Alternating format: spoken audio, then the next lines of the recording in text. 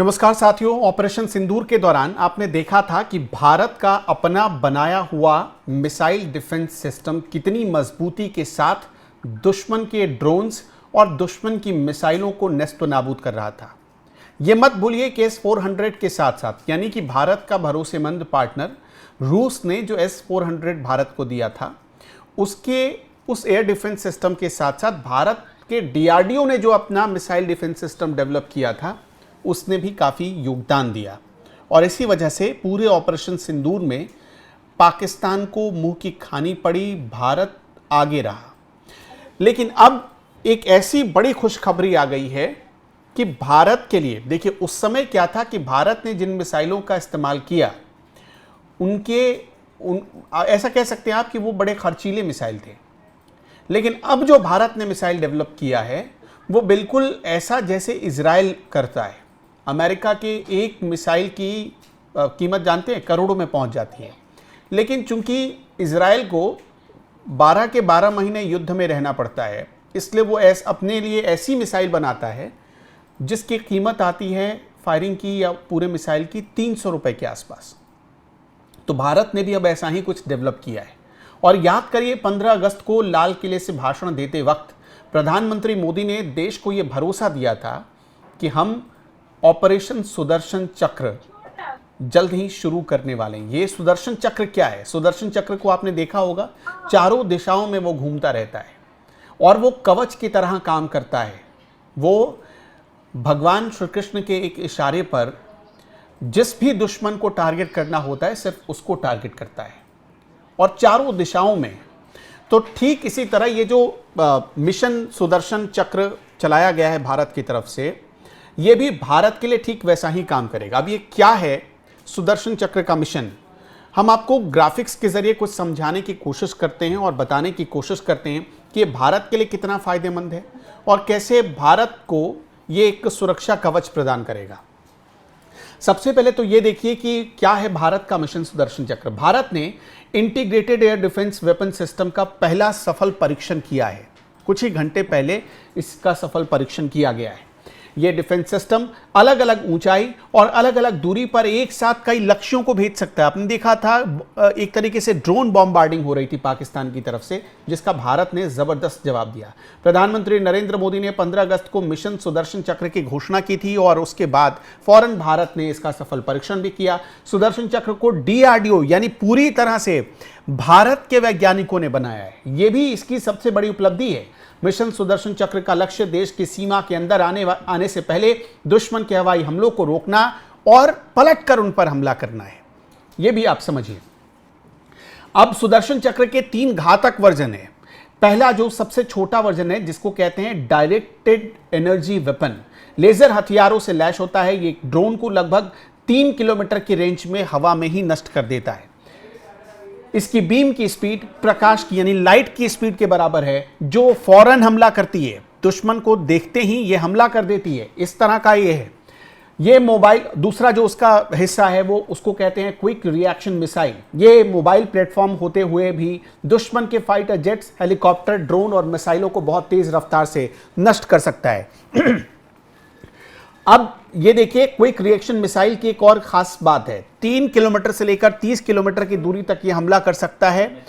एक तरफ तो मिसाइल को नष्ट भी करेगा, दूसरी तरफ क्या करेगा तो मिसाइल उसके खिलाफ दुश्मन पर हमला भी करेगा। तीसरा, advance very short range air defence system. यह हल्का और पोर्टेबल सिस्टम है जो पैदल सैनिक भी आसानी से अपने साथ ले जा सकते हैं, कंधे पर ले जा सकते हैं, किसी चीज पर लोड करके ले जा सकते हैं। कम ऊंचाई पर उड़ने वाले छोटे ड्रोन, हेलीकॉप्टर और जेट्स को ये रोक सकता है। इसकी इतनी खासियत है। यह मिसाइल 300 मीटर से लेकर 6 किलोमीटर की दूरी तक दुश्मन के हमले से रक्षा कर सकता है। तो यह है भारत का सुदर्शन चक्र। अब देखिए कि भारत के सुदर्शन चक्र को देखने के बाद जाहिर सी बात है दुश्मन तो घबराएगा ही। आपने देखा कि कैसे भारत ने ऑपरेशन सिंदूर के दौरान अपने एयर डिफेंस सिस्टम की काबिलियत का टेस्ट किया, उसमें 100 में 100 नंबर के साथ पास किया। पंकज जी मेरे साथ हैं। पंकज जी, मोदी के बारे में एक बात कही जाती है कि वो जो कहते हैं वो तो वो करते ही हैं। वो सबसे बड़ी बात, जिस योजना को लॉन्च करते हैं, जो वादा करते हैं, उसको अपने उसी कार्यकाल में खत्म करते हैं, और ये मोदी ने दिखा दिया है। देखिए अनुपम, जब अलग अलग देशों के एयर डिफेंस सिस्टम की स्टडी की गई ना, तो अमेरिका का थर्ड है, जिसमें सामने से अगर दुश्मन की मिसाइल आ रही है, ड्रोन्स आ रहे हैं, तो इसके मिसाइल जाकर उसको हवा में ही मार गिराते हैं। अमेरिका के एक मिसाइल की कीमत जो है, जो रोकने वाली मिसाइल है, उसकी कीमत है 109 करोड़ के आसपास। लेकिन उसका सक्सेस रेट कितना है? अमेरिका के खुद के अनुमान के मुताबिक 78%। अगर 100 मिसाइलें अमेरिका पे दागी गई हैं, तो 78 मिसाइलें थर्ड जो है वो डिस्ट्रॉय कर सकता है हवा में। लेकिन इसके बावजूद 22 मिसाइलें ऐसी हैं जो अमेरिका को नुकसान पहुंचाएंगे। उसके बाद एयर डिफेंस सिस्टम चाइना का है, जिसके बारे में यह कहा जाता है कि उसका जो सक्सेस रेट है वो है 88%। मतलब कि अगर 100 मिसाइलें आए तो 88 मिसाइलों को चाइना रोक देगा।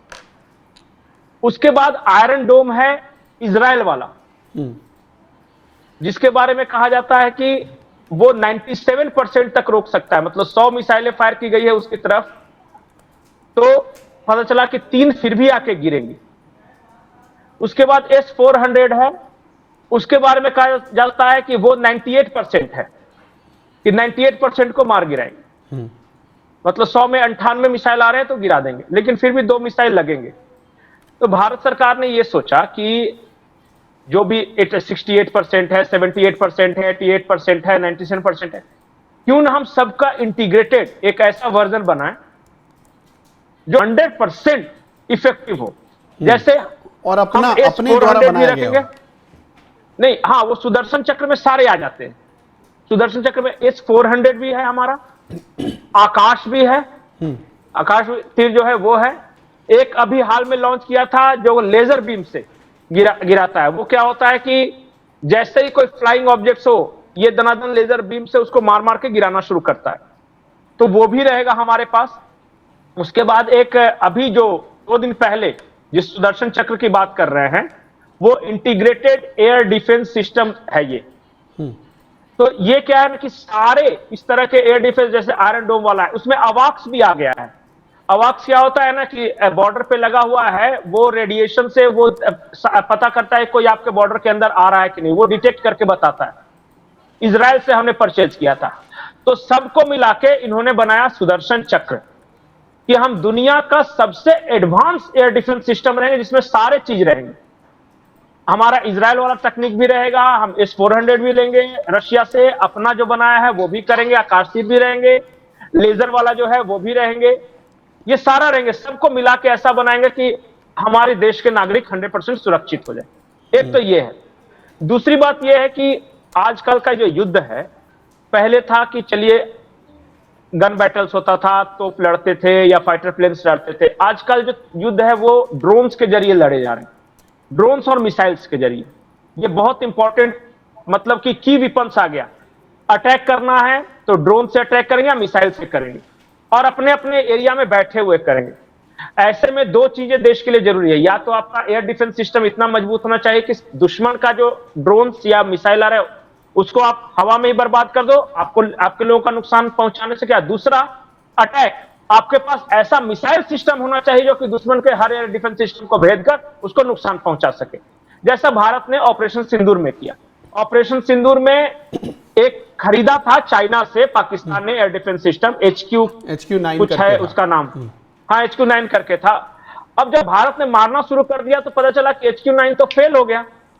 पता चला कि जहां भारत मिसाइल मारे वहीं जाके गिर जाए।